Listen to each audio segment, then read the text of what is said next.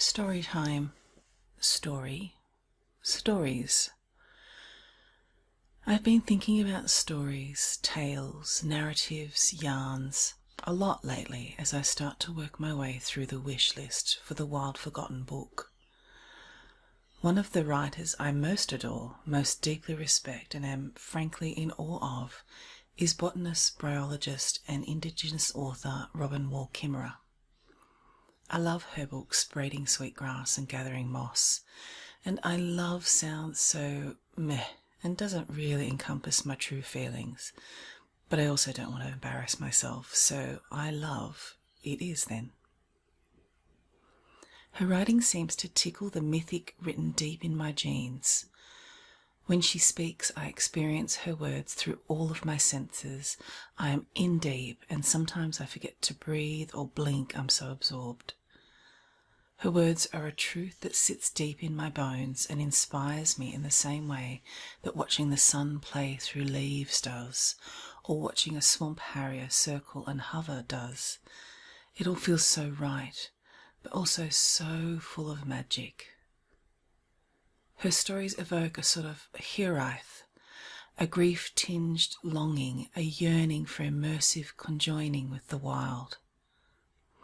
I love the collaborative works she has done through places like Orion, books like the Kinship series, and all the myriad essays she's written, the interviews and podcasts she's participated in, and videos of her speaking on YouTube. Big fangirl here.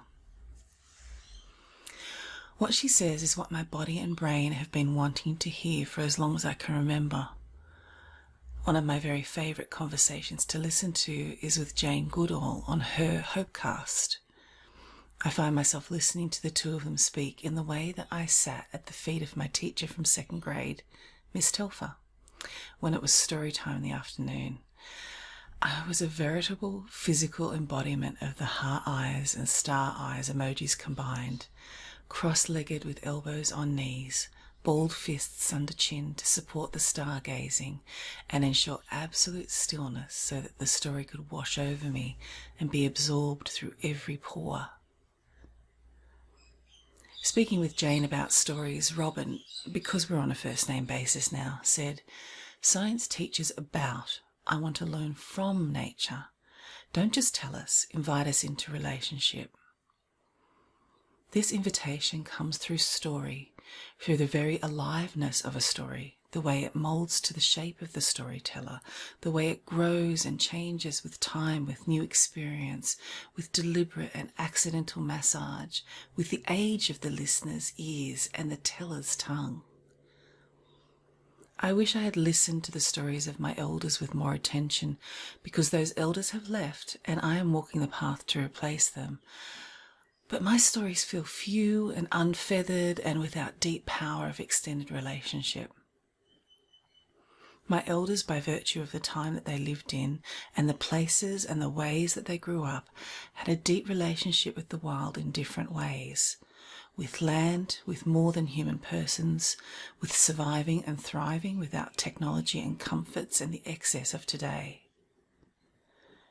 Thinking about this only makes me want to dive deeper. Dig deeper, find connections I didn't know I was missing, strengthen them, seek out more. I lament living in a time where future is the only way we face, where pausing to look down and look up and look back and look beside to one another is not productive.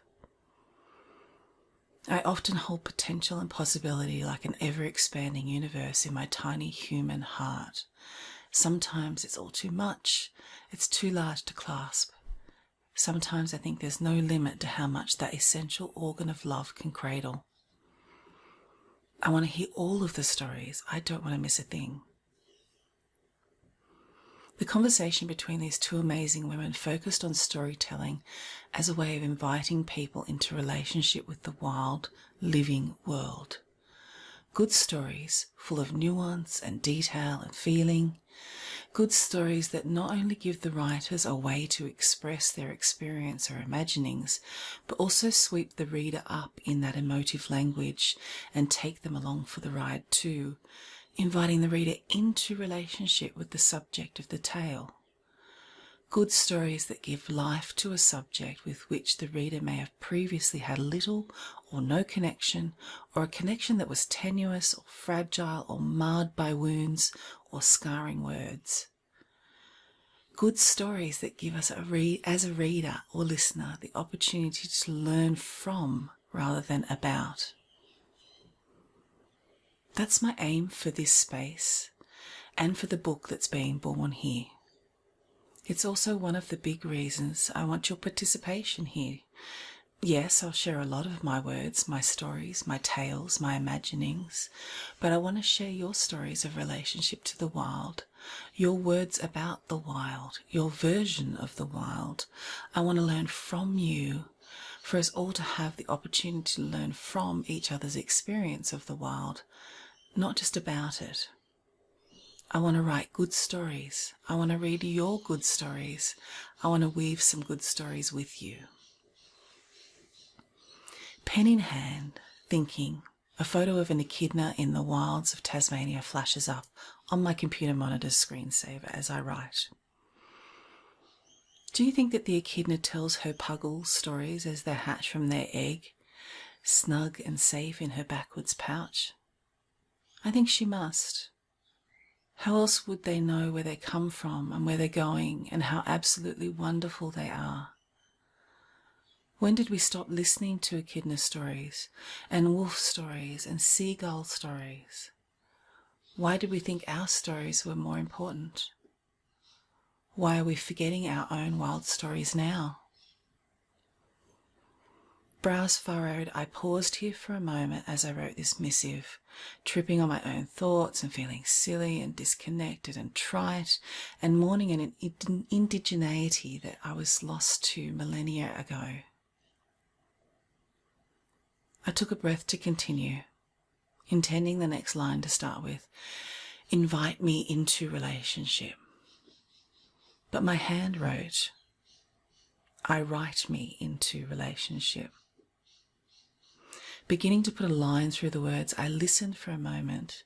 I actually cocked my head to the side and listened to that faint sound, a song of inspiration in the distance, right beside me, coming from within. A whisper that required open-hearted calm to hear. I write me into relationship. Both clunky and profound, but was that a little story I could hear? I rolled my shoulders because that's how the shape-shifting starts for me. I write me into relationship.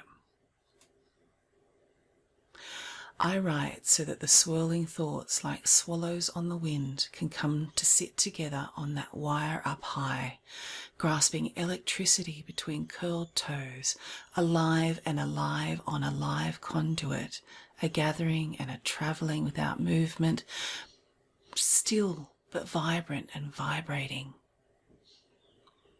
I write so that concentration focuses fervent eyes on furtive movement in shadowed water, stillness, statuary, a lightning strike of a yellow beak, and the minnow is momentarily aerial before being devoured by serpentine grace. I write so that rumination and ideation and deliberation takes place in the slow and purposeful walk of furred legs in each other's footsteps, one behind the other, a trail of howls and vicious teeth and tender, warm licks and coats of thunderstorms and rust and salt. I write so that joy and unbridled elation soars in the thermals on great wings, strong enough to bear a beak that can hold more than its belly can, open-hearted exhilaration, a spiral ballet to cottonwool cumulus. I write me into relationship.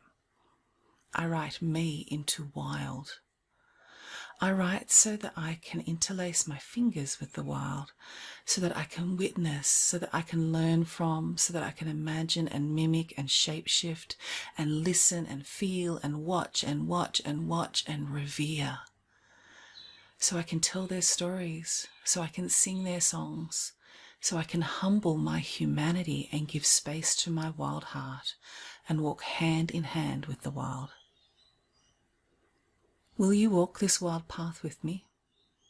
We will weave our words into a tapestry of wild, so beautiful the wind will sing its story. I invite you to write yourself into relationship, to write yourself into wild. What words travel to your fingertips to weave across the page? What wild beings embody the stories you hold in your heart?